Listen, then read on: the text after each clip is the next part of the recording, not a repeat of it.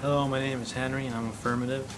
I believe the U.S. government should overturn the Doma and repeal it for the following reasons. To support my partner. It is the Doma makes people secondary citizens. If they want to get married as same sex, they won't be granted the same rights as traditional marriages. And that alone kind of violates what the U.S. stands for.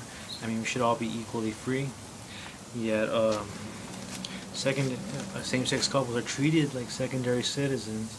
They don't get the same rights as legally married heterosexual couples.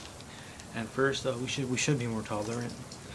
Tolerance, I guess, kind of runs in us. We want people to accept us, yet we don't accept who we need to accept as well. It's happened the same thing with racism, but eventually that worked out.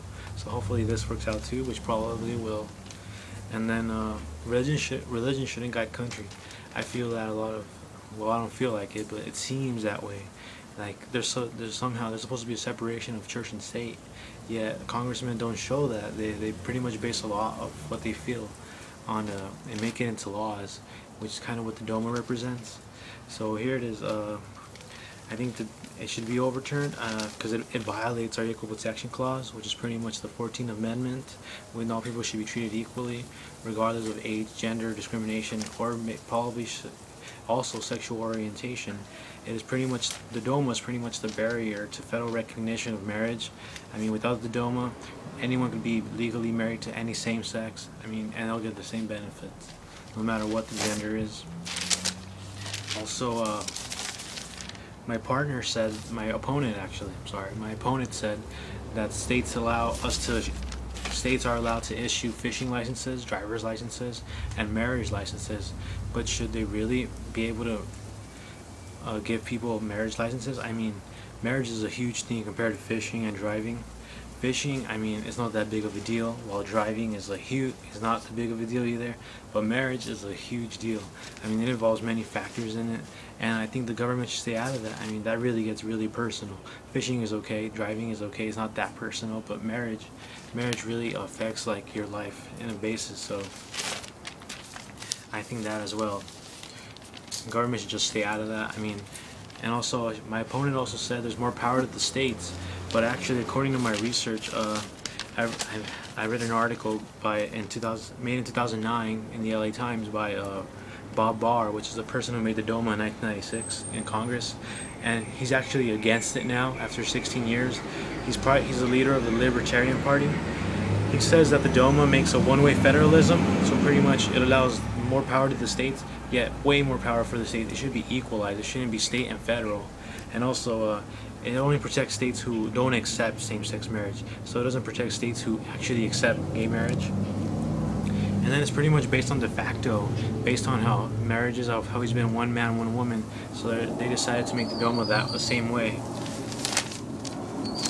So the Doma does give more power to the states, but only to those who don't accept same-sex marriage, which is bad because it has to be to all 50 states. My opponent also said that same-sex couples can move from state to state with the proper documents and they won't have a problem, but that's expensive. Will they really spend that much time looking for documents to move from state to state when the Doma could just be repealed and no one will be affected by it anymore? She also said that those who don't support gay people can simply live among themselves in a different area. That in a way is sort of assimilation, so I don't think that would work out. So the Doma probably has to be removed. And let's see. Another example is I have evidence from the Huffington Post about an article on July 17th about a woman named Eddie Windsor. She's 83 years old. She's been married for 40 years. And recently her spouse has died, and she's a gay couple, and she was left real estate. However, since the Doma is still in place right now, she received, instead of 363,000 federal state taxes. So she pretty much suffered financially from the policy of the Doma, and certain critics think that she's the best example to take down the Doma because she suffered really bad, $362,000, just because they didn't want to give her federal estate tax from her deceased spouse. And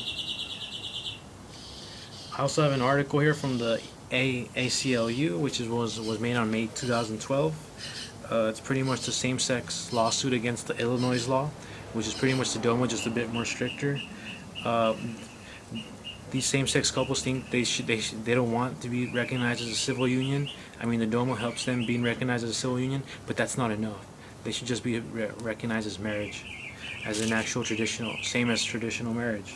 The plaintiffs are Tanya Lazaro and Elizabeth Matos, and a good quote that came from them is from Elizabeth Miss Matos.